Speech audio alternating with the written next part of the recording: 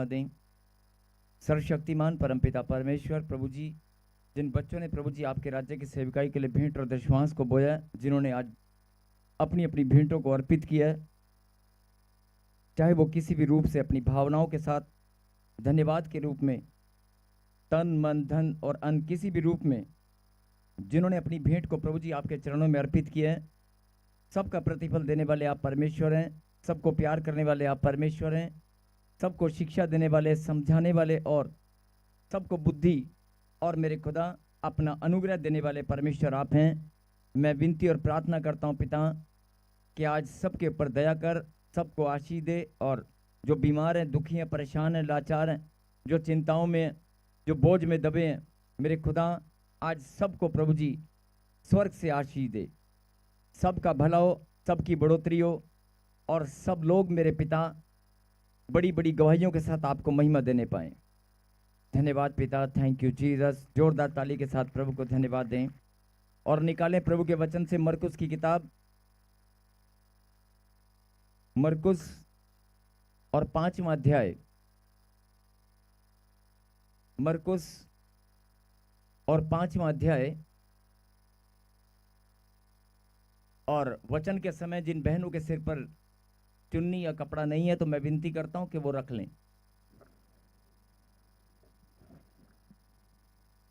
भाई लोगों को नहीं रखना है, भाई लोगों को नहीं रखना है, केवल बहनों को। वैसे आप मुझसे ज्यादा वचन को जानते हैं, मेरे बिना बोले बिना कहे ही आप ऐसा किया करें। अपने सिर पर कोई छोटा सा कुछ भी आप रख लें, ऊंची आवाज से कहें हालेलुया। मरकुस की किताब और 5वां अध्याय, और बड़े ध्यान से सुने और समझें। और आज जितने भी लोगों के घरों में बीमारियां हैं, प्रभु में आने के बाद भी, प्रभु के नाम को ग्रहण करने के बाद परमेश्वर को अपना जीवन आपने सौंप दिया है और आप सच्चे मन से उसको अपना उद्धार करता, अपना जीवित परमेश्वर ग्रहण कर चुके हैं,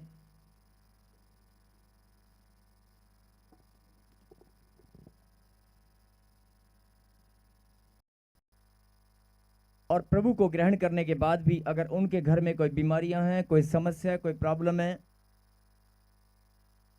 तो आज आप इस वचन से गहरी बात को सुने और समझें, और आप भी अपने आशीष को पाएं। कहें आमीन। 5 का पढ़ेंगे, 1, 2 और 3। हालेलुया। मरकुस की किताब उसका 5 अध्याय। दुष्ट आत्मा ग्रस्त व्यक्ति को चंगा करना। वह झील के पार गिरासेनियों के देश में पहुंचे। जब वह नाव पर से उतरा तो तुरंत एक मनुष्य जिसमें दुष्ट आत्मा थी कब्रों से निकलकर उसे मिला। वह कब्रों में रहा करता था और कोई उसे सांकलों से भी ना बांध सकता था। हालेलुया। लिखा, वे झील के पास गिरासेनियों के देश में पहुंचे। जब वह नाव पर से उतरा, यीशु मसीह की बात यहां पर हो रही है। परमेश्वर यीशु मसीह जब नाव पर से उतरे, जब वह नाव से उतरा तो तुरंत एक मनुष्य जिसमें अशुद्ध आत्मा थी कब्रों से निकलकर उसे मिला। कब्र से निकलकर उसको मिला। और आगे लिखा कि वह कब्रों में रहा करता था, यानी कोई मनुष्य था, उसके अंदर दुष्ट आत्मा थी और वो कब्रों में रहता था, और वह कब्रों में रहा करता था और कोई उसे सांखलों से भी बांध न सकता था। लोहे की जो सांखलें होती हैं, कोई उसे सांखलों से भी बांध नहीं सकता था। और 4 में लिखा, क्योंकि वह बार बार बेड़ियों और सांखलों से बांधा गया था, पर उसने सांखलों को तोड़ दिया और बेड़ियों के टुकड़े टुकड़े कर दिए थे, और कोई उसे वश में नहीं कर सकता था। कहीं हालेलुया। फिर ध्यान से सुने, और ये वचन के समय जो लोग घूम रहे हैं, मैं आपसे विनती करता हूं कि आप बैठ जाएं या जहां पर भी हैं आप वहीं पर स्थान ग्रहण करें। जब यीशु मसीह नाव पर से उतरा तो तुरंत एक मनुष्य उसे, जिसमें अशुद्ध आत्मा थी, कब्रों से निकलकर उससे मिला और वह कब्रों में रहता था, रहा करता था, और कोई उसे सांकलों से भी बांध न सकता था, क्योंकि वह बार बार बेड़ियों और सांकलों से बांधा गया था। और उसने सांकलों को तोड़ दिया और बेड़ियों के टुकड़े टुकड़े कर दिए थे, और कोई उसे वश में नहीं कर सकता था। यहां पर परमेश्वर आपको बताना चाहते हैं कि एक दुष्ट आत्मा पीड़ित व्यक्ति था, और इतनी जबरदस्त दुष्ट आत्माएं उसके, इतना वो पीड़ित था, इतना वो जकड़ा हुआ था कि अगर लोहे की सांकलें और बेड़ियां भी उसको बांधी जाती तो उनको वो तोड़ दिया करता, उनके टुकड़े टुकड़े कर दिया था। यानी उसके अंदर बहुत जान थी। वो लोहे की बेड़ियों के और सांकलों के टुकड़े टुकड़े कर देता था। लिखा है यहां पर, टुकड़े टुकड़े कर देता, और कोई उसे बांध न सकता था।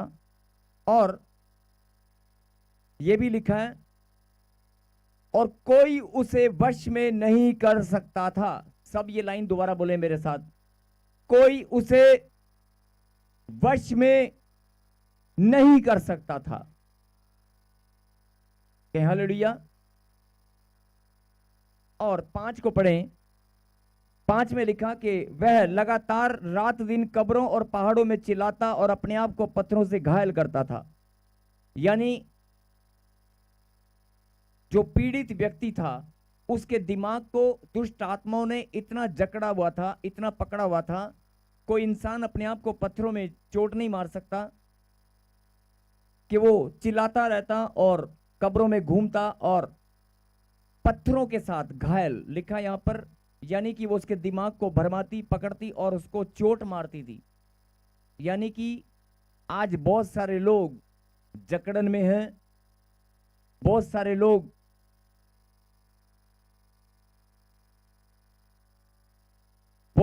जकड़न में हैं। बहुत सारे लोगों का दिमाग शैतान ने भरमाया हुआ है, दुष्ट आत्माओं ने दिमाग को पकड़ रखा है। जैसे इस पीड़ित व्यक्ति का दिमाग पकड़ रखा था कि वो पत्थरों से घायल कर देती थी, यानी कि उसको चोट, उसका दिमाग, आप ध्यान से बात को समझें कि वो कहां पर रहता था, कब्रों में। यानी कि इसका मतलब कोई व्यक्ति अपना गांव, अपना शहर, अपना घर छोड़कर, अपना परिवार छोड़कर कब्रों में क्यों रहेगा? इसका मतलब किसी ने उसके दिमाग को पकड़ा हुआ था, किसी ने उसके दिमाग को, इसका मतलब उसके ऊपर किसी ने अधिकार बनाया हुआ था। इसका मतलब उसके ऊपर किसी ने अधिकार बना रखा था, और अधिकार बनाकर उसको पकड़कर, उसको जकड़कर कब्रों में लेकर रहता था। ये बात आपको समझ में आ गई? इसका मतलब कोई अधिकार बनाकर उसके ऊपर रहता है और उसे चोट भी मारता था। और आगे क्या लिखा, 6 को पढ़े, 6 को। वह यीशु को दूर ही से देखकर दौड़ा, उसे प्रणाम किया और ऊंचे शब्द से चिल्लाकर कहा, हे यीशु, परम प्रधान परमेश्वर के पुत्र, मुझे तुझसे क्या काम? मैं तुझे परमेश्वर की शपथ देता हूं कि मुझे पीड़ा ना दे, क्योंकि हालेलुया, हालेलुया, सब कहें हालेलुया। जो कब्रों में रहता था, जिसके दिमाग को किसी और ने पकड़ रखा था, किसी और का अधिकार था, और लिखा उसे कोई वश में नहीं कर सकता था। कोई उसे वश में, लोहे की बेड़ियां और सांकलों को वो तोड़ दिया करता था। बोल हालेलुया। लोहे की बेड़ियां और सांकलों को वो तोड़ देता और उसे कोई वश में नहीं कर सकता था, और उसके दिमाग को दुष्ट आत्माओं ने पकड़कर कब्रों में लेकर गई और कब्रों में वो रहता था। यानी उस पर किसी और का अधिकार था। तो परमेश्वर को देखते ही, जैसे यीशु मसीह वहां पर आया, जैसे यीशु मसीह वहां पर आया, तो क्या लिखा, वह यीशु को दूर ही से देखकर दौड़ा। यीशु मसीह को जैसे उसने देखा, वो दौड़कर उसके पास आया और आकर डर के मारे क्या बोला, हे परम प्रधान परमेश्वर के पुत्र, मुझे तुझसे क्या काम। हे परम प्रधान परमेश्वर के पुत्र, मुझे तुझसे क्या काम, मैं तुझे परमेश्वर की शपथ देता हूं कि मुझे पीड़ा ना दे। इसका मतलब क्या हुआ, इसका मतलब जो किसी की परवाह नहीं करता था, जो किसी से डरता नहीं था, जो किसी के वश में नहीं था,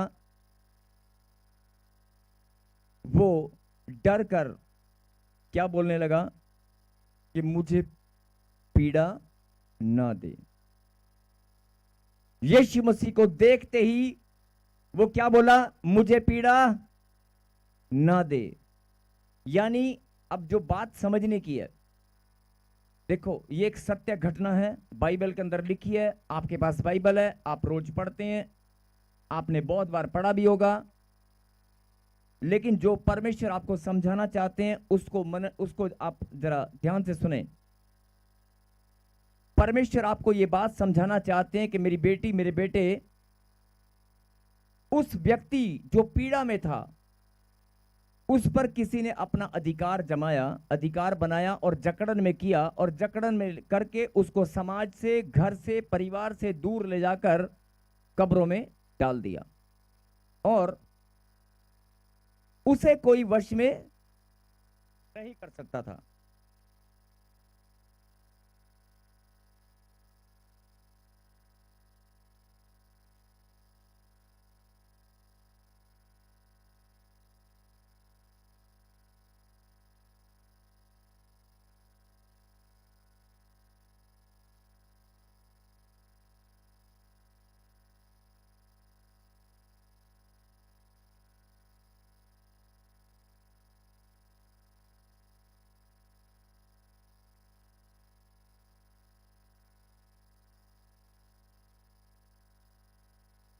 हालेलुया।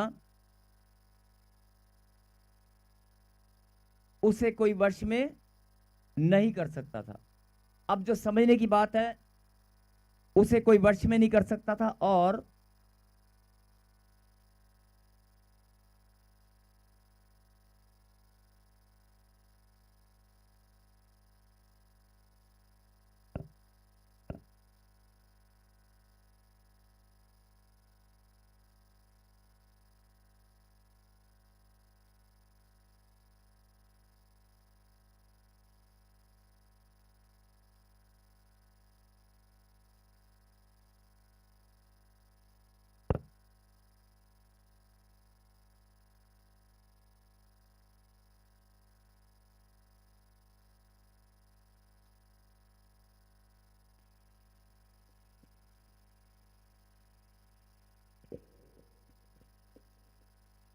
इसको कोई वश में नहीं कर सकता था, उस पर किसी का अधिकार था। जो बात समझने की है, किसी का अधिकार उसके ऊपर था, और वो दुष्ट आत्मा उस पर अधिकार बनाकर उसको कब्रों में ले गई, और वो कब्रों में रहा करता था। और लेकिन जिसे कोई वश में नहीं कर सकता था, जिसे कोई वश में नहीं कर सकता था, उसने यीशु मसीह को देखा और दौड़कर उसके पास आया और डर कर बोला कि मुझे तुझसे क्या काम, आप यहां पर क्यों आ गए, मुझे पीड़ा ना दे। यानी कि परमेश्वर आपको क्या समझाना चाहते हैं कि दुष्ट आत्माएं भी यीशु मसीह से डरती हैं, और चाहे वो कैसी भी दुष्ट आत्मा क्यों ना हो, यीशु मसीह को देखते ही वो जानती है कि मेरा अधिकार नहीं है, मेरा अधिकार खत्म हो चुका है, और यीशु मसीह आ चुका है। मतलब वो जानती है कि अब दंड मिलेगा, अब दंड मिलेगा, और वो जानती है कि दंड देने के लिए यीशु मसीह आ गया है। दुष्ट आत्माएं जानती हैं, बोलो हालेलुया, कि दंड देने के लिए यीशु मसीह आ गया है। इसीलिए उसने कहा मुझे पीड़ा ना दे, और डर के मारे किसकी शपथ दे रहा है, कहता है परम प्रधान परमेश्वर के पुत्र, मैं परमेश्वर की शपथ तुझे देता हूं। देखो दुष्ट आत्मा शपथ दे रही है कि तुझे कसम है, ना ना तुझे कसम है, मुझे कुछ मत कहना, डर कर। तो परमेश्वर आपको ये बात समझाना चाहते हैं कि स्वर्ग के नीचे, पृथ्वी के ऊपर सारा अधिकार यीशु मसीह को दिया गया है। स्वर्ग के नीचे, पृथ्वी के ऊपर यीशु मसीह को अधिकार दिया गया है। हाँ जी, दिया गया कि नहीं? सारा अधिकार यीशु मसीह के पास है। बोला आमीन। मिट्टी के कण से लेकर आसमान की ऊंचाई तक, वायुमंडल में, हवा में, पानी, आग, जो भी शरीर, देह, प्राण, आत्मा, पशु, जीव जंतु, सब कुछ इस सृष्टि में, इस पृथ्वी के ऊपर सारा अधिकार किसका है? यीशु मसीह का। और यही बात परमेश्वर समझाना चाहते हैं कि आज आप कहीं ना कहीं जकड़न में है। कई लोग कर्जों की जकड़न में, कई लोग बीमारियों की जकड़न में, कई लोग प्रॉब्लम, समस्याएं, जो जकड़न आपको लेकर, आप और आपके बच्चे जो अपमान करते हैं, आपके साथ उल्टा सीधा बोलते हैं, आपको लगता है कि बदतमीज है। नहीं, इसका मतलब उसके दिमाग को किसी ने पकड़ रखा है। आप अपने बच्चों को, अपने रिश्तों को खराब ना करें। अपने बच्चों को डांटने की बजाय आप इस बात को समझें कि हो सकता है किसी ने इसके दिमाग को पकड़ रखा है। बहुत सारी पत्नियां अपने पति के साथ लड़ती हैं, झगड़ती हैं। बहुत सारे भाई और बहन आपस में लड़ते और झगड़ते हैं। नहीं, आपको ये बात समझनी होगी कि हमें लड़ाई झगड़ा नहीं करना। दुष्ट आत्मा ने दिमाग को पकड़कर आपस में लड़ाई कराने की कोई योजना बनाई है। ये बात आपको समझनी होगी। बोला हालेलुया। और आप जाते हैं बहुत बार डॉक्टर के पास बीमारियां टेस्ट कराने, रिपोर्ट में कुछ नहीं आता, लेकिन आपका शरीर दर्द पीड़ा बताता है कि मुझे दर्द है, मुझे पीड़ा है, मुझे प्रॉब्लम है, मुझे ये प्रॉब्लम, मुझे वो प्रॉब्लम। इसका मतलब अगर आपको लग रहा है कि मैं भला चंगा हूं, मैं प्रार्थना करने वाला प्रभु का बेटा हूं, लेकिन मेरे ऊपर दुष्ट आत्मा का कोई ना ना ना ना, मैं दुष्ट आत्मा की जकड़न में नहीं हूं, दुष्ट आत्मा मुझे नहीं छू सकती, आपको लग रहा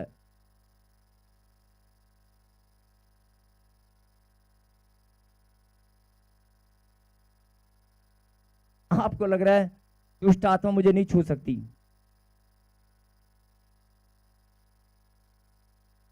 आपको लग रहा है कि दुष्ट आत्मा मुझे छू नहीं सकती, लेकिन जब आप अपने जीवन शैली में, अपने परिवार में, अपने रिश्तों में आप झांक कर देखोगे तो बहुत सारी दुष्ट आत्माएं आप पर अधिकार बनाकर बैठी हैं।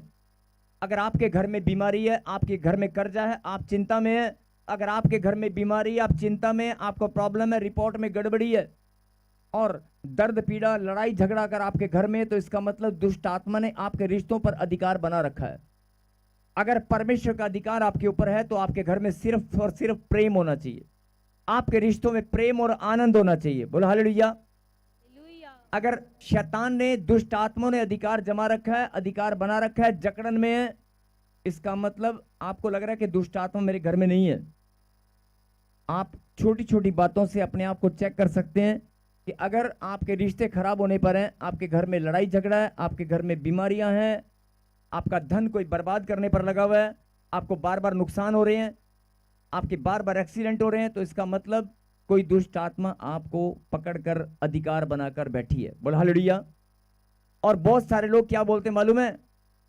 एने साडी मासी, साडे ताया, साडा ये, साडा वो, हमारे पड़ोसी, उसने ये हटदे ही नहीं, साडे ते जादू टोना करी जाते ने। नहीं, ऐसे बहुत सारे लोग बोलते हैं कि मेरी मासी, मेरे परिवार के लोग, मेरे शरीके के लोग, मेरे कुणबे परिवार के लोग, हमारे परिवार में बहुत सारे लोग ऐसे हैं जो जलस करते हैं और हम पर जादू टोना करते हैं। आप ऐसा बोलते हैं? नहीं, आज से आप बोलना बंद करें, आज से आप बोलना बंद करें।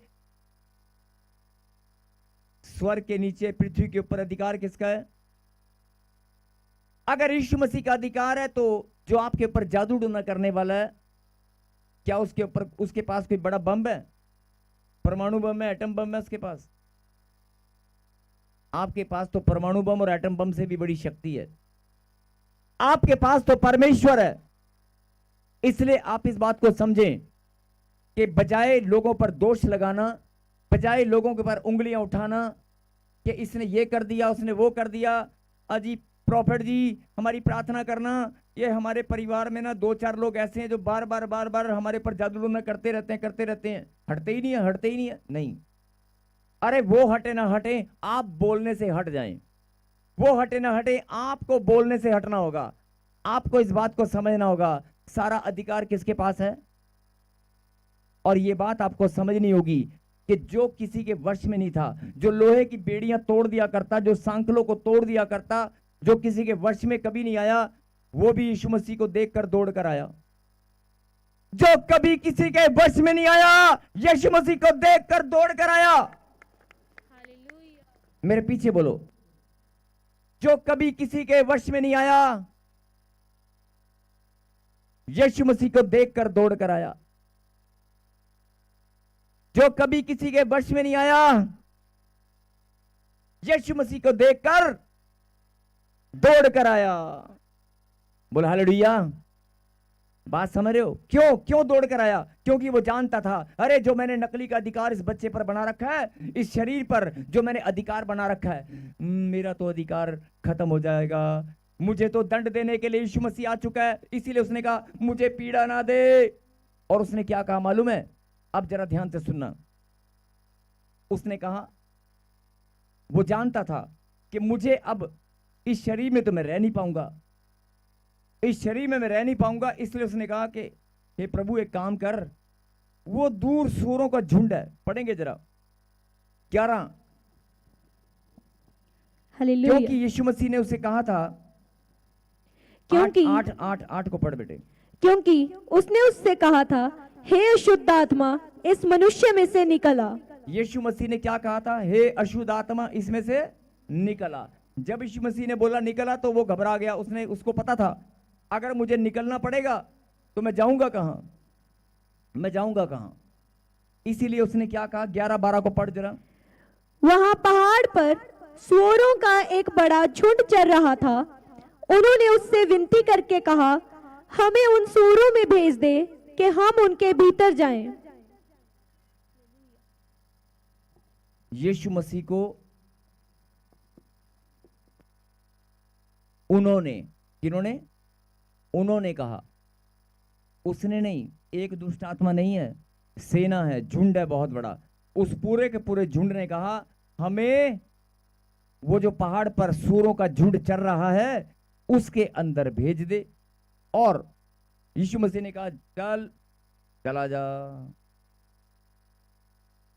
क्योंकि वो जानता था अब इस शरीर में तो मैं रह नहीं पाऊंगा। जो किसी के वश में नहीं आया, यीशु मसीह को देखकर दौड़ कर आया। और उसके बाद अतः 13 को पढ़ बेटे। अतः उसने उन्हें आज्ञा दी और अशुद्ध आत्मा निकलकर सूअरों के भीतर बैठ गई। और झुंड जो कोई 2000 का था, झुंड जो कोई 2000 का था, आगे कड़ाड़े पर से झपट कर झील में जा पड़ा और डूब मरा। बोल हालेलुया। हालेलुया। यानी 2000 के लगभग 2000 के आसपास सूरों का झुंड था। अगर एक लिखा 2000, ध्यान से सुनना, 2000 सूरों का झुंड डूब मरा। पहाड़ की ऊंचाई से कहीं पर जाकर गिरकर डूब मरा। इसका मतलब एक दुष्ट आत्मा नहीं थी, समझ में आया? उस इंसान से, उस मनुष्य से जो आत्माएं निकली, वो झुंड जो निकला, वो 2000 सूरों के अंदर गया। और 2000 सूरों को लेकर, अब जो समझने की बात है, परमेश्वर जो आपको समझाना चाहते हैं कि अगर यीशु मसीह आपके जीवन में आ गया है, अगर यीशु मसीह आपके जीवन में आ गया है, तो जिसे कोई वश में कर नहीं पाया वो भी दौड़ कर आया। खतरनाक से खतरनाक दुष्ट आत्माएं, बीमारियां, प्रॉब्लम, समस्याएं यीशु मसीह को देखकर दौड़ कर आएंगी और कहेंगी, क्या कहेंगी? छोड़ दे, मुझे पीड़ा ना दे ना। यीशु मसीह को देखते ही हालत पतली हो जाएगी। यही बात परमेश्वर समझाना चाहते हैं। लेकिन हो क्या रहा है? प्रार्थना भी करते हो, बाइबल भी पढ़ते हो, भेंट दशवांश भी बोलते हो, आराधना भी करते हो, घोषणा भी करते हो, अरे हम प्रभु के बेटे और बेटियां, और जाकर डॉक्टर की दुकान पर लाइन में लगते हो और बोलते हो, डॉक्टर साहब थोड़ा जल्दी कर दो ना, बैठा नहीं जा रहा है, घबराहट हो रही है। डॉक्टर के पास जाकर रिपोर्ट टेस्ट कराते हो, दर्द पीड़ा होती है तो घबरा जाते हो। रिपोर्ट में कुछ आने से पहले 10 बार प्रभु से प्रार्थना करते हो, प्रभु अरे ये बीमारी में, ये इन्फेक्शन, ये प्रॉब्लम ना निकल आए, पथरी ना निकल आए, प्रॉब्लम ना निकल आए। वहां जाकर प्रार्थना करते हो, पथरी ना निकल आए। अरे प्रार्थना ही करनी है तो बोल दो ना, यीशु मसीह मेरे जीवन में आ चुका है, पथरी तेरा क्या काम, चल निकल। पथरी तेरा क्या काम? मेरे शरीर पर केवल यीशु मसीह का अधिकार है। किसी पथरी का, गिल्टी का, रसोलियों का अधिकार आपके शरीर पर नहीं है। कर्जे का अधिकार आपके शरीर पर नहीं है। बीमारियों का अधिकार आपके शरीर पर नहीं है। लड़ाई झगड़े का अधिकार आपके परिवार पर नहीं है। आपको बात समझ में आ रही है? जो परमेश्वर समझाना चाहते हैं।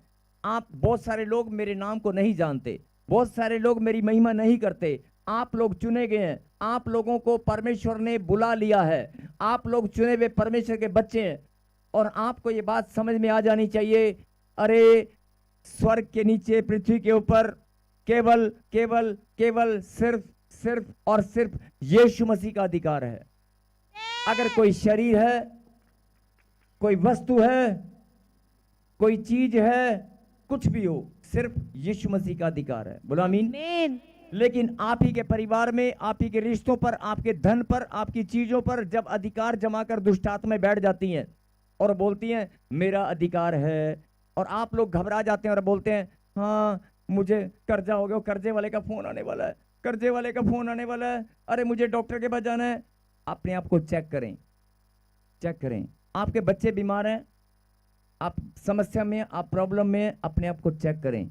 अगर क्या आपके जीवन में यीशु मसीह नहीं आया है? ध्यान से सुने। उस मनुष्य को छुटकारा देने के लिए, पीछे वाले, ऑनलाइन वाले, उस मनुष्य को छुटकारा देने के लिए परमेश्वर कहां पर पहुंच गए? जहां वो कब्रों में रहता था। उस पर दया की, उस पर दया की। और क्योंकि वो बेचारा बंधा हुआ था, जकड़न में था, बंधनों में था, झुंड का झुंड उसे बांधकर कब्रों में रखता था। परमेश्वर ने उस पर दया की और यीशु मसीह वहीं पर पहुंच गया। यीशु मसीह वहीं पर पहुंच गया, उस पर दया की। और तुम तो मेरे पास आते हो। उस पर प्रभु ने दया की और परमेश्वर कब्रों में पहुंच गया, उसको छुड़ाने के लिए कब्र वाले स्थान पर पहुंच गया। तुम तो मेरे पास आते हो, तुम तो मेरे पास आते हो, मेरी महिमा करते हो, मेरे नजदीक, मैं तुम्हारे बीच में चला फिरा करता हूं, मैं तुमसे प्यार करता हूं, मैं तुम्हारे संग संग चलने वाला परमेश्वर हूं, मैं तुम्हारे संग संग चलने वाला परमेश्वर हूं। मैं तो उस पर दया करके उसको छुटकारा देने के लिए मैं कब्र वाली जगह पर चला गया। और तुम तो मेरे बच्चे मेरे पास आते हो, तुम्हारा छुटकारा नहीं होगा। तुम्हें बात समझ नहीं होगी कि अधिकार सिर्फ और सिर्फ यीशु मसीह का है, किसी बीमारी का नहीं है। बोल हालेलुया। किसी कर्जे का अधिकार नहीं है, किसी दिमाग के ऊपर। बहुत सारे माता पिता अपने बच्चों की पिटाई करते हैं, निकम्मे, नालायक, पिटाई करते हैं, बोलते हैं ये नालायक है, ये पढ़ता नहीं है। आज से अपने बच्चों को मारना पीटना बंद करें, प्रार्थना करें। उसका दिमाग हो सकता है किसी और ने पकड़ रखा हो, उसको पढ़ाई से रोक रहा हो। आपको ये बात समझ नहीं होगी। आपको बच्चों को डांटने की बजाय प्यार से उसको समझाएं और प्रार्थना करें कि परमेश्वर तेरा अधिकार मेरे बच्चे के ऊपर है, इसकी बुद्धि तेरे हाथ में है और तू बढ़ाने वाला परमेश्वर है। दुष्ट तेरी सारी योजनाएं कैंसल। मेरे घर पर, मेरे शरीर पर, मेरे रिश्तों में तेरा अधिकार नहीं है।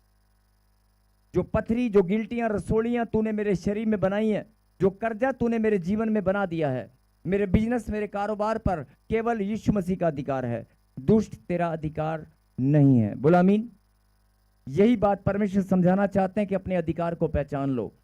और अगर अभी भी गिल्टियां, पथरियां, रसोलियां, प्रॉब्लम, समस्याएं तुम्हारे पास हैं, तो आज यीशु मसीह तुम्हारे जीवन में आ चुका है। आज तुम्हारे जीवन में यीशु मसीह आ चुका है और वो तुम्हारे सामने खड़ा है। वो हमारे दाहिने ओर बैठा है, वो दाहिने ओर खड़ा है। वो बोलता है मेरी बेटी, मेरे बेटे, एक बार अपनी आत्मिक आंखें खोल कर देख, अपने दिल से मुझे पुकार कर देख। देख, अगर वो सांखलों को तोड़ने वाला, लोहे की बेड़ियों के टुकड़े करने वाला, दुष्ट आत्मा से जकड़ा हुआ, अगर मैं उसका छुटकारा कर सकता हूं, तेरे जीवन में भी जो बंधन है, जो जकड़न है, वो बच्चा जकड़ा हुआ था, वो मनुष्य जकड़ा हुआ था, पीड़ित था, अगर तू भी जकड़ा हुआ है तो मैं तुझे भी आजाद कर सकता हूं। आमीन। अगर आपको ये बात समझ में आ चुकी है तो आज केवल धन्यवाद करें और घोषणा करें, परमेश्वर मैं विश्वास करता हूं, मैं धन्यवाद करता हूं, आपका अधिकार मेरे ऊपर है, आपका अधिकार मेरे और मेरे परिवार के ऊपर है, मेरे रिश्तों के ऊपर, मेरे कारोबार के ऊपर, मेरे रोजगार के ऊपर, मेरे बच्चों के ऊपर, मेरे जीवन पर केवल आपका अधिकार है। दुष्ट तेरा अधिकार खत्म हो चुका है। यीशु मसीह मेरे जीवन में आ चुका है। बोलो आमीन। अपनी आंखों को बंद करें और दाहिना सिर पर रखें, दाहिना कहें, परमेश्वर मैं विश्वास के साथ घोषणा करता हूं, ये आपका बलवंत हाथ, आपका अनुग्रहकारी हाथ मेरे और मेरे परिवार के ऊपर है। मेरे मान सम्मान, मेरे धन और मेरे भविष्य में हर एक आशीष जो आपके द्वारा दी गई है, मैं विश्वास करता हूं हर एक आशीष के ऊपर आपका अधिकार है। बोलो आमीन। हाथ नीचे करें और प्रार्थना को सुने। सर्वशक्तिमान परमपिता परमेश्वर, जिन बच्चों ने आज तेरे कलाम को सुनकर आज शिक्षा को ग्रहण किया और जिन्होंने फैसला किया कि प्रभु तेरा बलवंत हाथ मेरे ऊपर है, जिन्होंने घोषणा किया कि तेरा बलवंत हाथ मेरे ऊपर है, तेरा अनुग्रहकारी हाथ मेरे ऊपर है, मेरे पिता मैं प्रार्थना करता हूं कि तेरा बलवंत हाथ सबके ऊपर बना रहे। सबको प्रभु जी आज आप आशीष दें, सबका जीवन आज बदल जाए, सब लोग तेरे नाम को महिमा देने वाले बड़ी बड़ी गवाहियों के साथ प्रभु जी ये नाचते हुए झूमते हुए आज महिमा देने पाए। मेरे पिता ये लोग जान चुके हैं कि शैतान का अधिकार, दुष्ट का अधिकार खत्म हो चुका है। जैसे मेरे पिता आपने उस मनुष्य को जो जकड़ा हुआ था, जो बंदरों में था, जो कब्रों में था, मेरे पिता आपने उसको छुटकारा दिया। आज मेरे पिता जितने भी बच्चे आपके पास आए हैं, जो प्रभु जी इस प्रार्थना सभा में शामिल है, आज सबको छुटकारा देने वाले परमेश्वर आप हैं। मेरे खुदा जितने भी लोग यहाँ पर बैठे हैं, मैं प्रार्थना करता हूँ सबको छुटकारा दे। और जो प्रभु ने कहा कि जितने लोग आज मेरे नाम पर ईमान रखते हैं, जो लोग जैसे यीशु मसीह को देखकर, जो किसी के वश में नहीं आया, यीशु मसीह को देखकर दौड़ कर आया, बोलता है वैसे ही आज जितने भी लोग आज सच्चे मन से बोल देंगे कि प्रभु तेरा अधिकार मेरे ऊपर है, तो आपके जीवन से जो बीमारियां हैं, प्रॉब्लम है, समस्याएं हैं, वो झुंड का झुंड दुष्ट आत्माएं जो आपके जीवन में, आपके रिश्तों में छुप कर बैठी हैं, वो सब चिल्ला चिल्ला कर बाहर आएंगी। जैसे यीशु मसीह ने कहा था निकल आ, आज भी यीशु मसीह बोल रहा है निकल आओ, निकल आओ। बीमारियों में डालने वाली, सुसाइड कराने वाली, दर्द पीड़ा करने वाली, कर्जे में डालने वाली, एक्सीडेंट कराने वाली, इनके रिश्तों को खराब करने वाली, मुंह खोलो, चिल्लाओ और बाहर आ जाओ, तुम्हारा अधिकार खत्म हो चुका है। यस, ताली बजाकर धन्यवाद दें। अपनी आंखों को बंद करें और प्रार्थना करें, परमेश्वर अब प्रार्थना करें कि तेरा अधिकार मेरे ऊपर है। यस, तेरा अधिकार मेरे ऊपर है। दुष्ट का अधिकार खत्म हो चुका है। जो बीमारी है, जो कर्ज है, जो प्रॉब्लम है, समस्या है, जो भी है, उसे डांटो, उसे कहो चल निकल। यीशु मसीह का हुक्म है, तुझे निकलना पड़ेगा मेरे घर से। यीशु मसीह का हुक्म है, तुझे निकलना पड़ेगा। अरे दौरे, जिनको दौरे पड़ते हैं, डांट दो दौरे को, डांट दो हार्ट अटैक को, डांट दो आज गले के दर्द को, डांट दो आज लीवर की प्रॉब्लम को, डांट दो आज पीलिया को, डांट दो, डांट दो, डांट दो। जो डांटते जाओगे अधिकार खत्म होता चला जाएगा। जिसने तुम्हारे शरीर पर अधिकार बनाया, तुम्हारे बच्चों पर अधिकार बनाया, डांट दो उसको, डांट दो, डांट दो, डांट दो। इधर उधर मत देखो, डांट दो, डांटो। यस, यहोवा तेरा नाम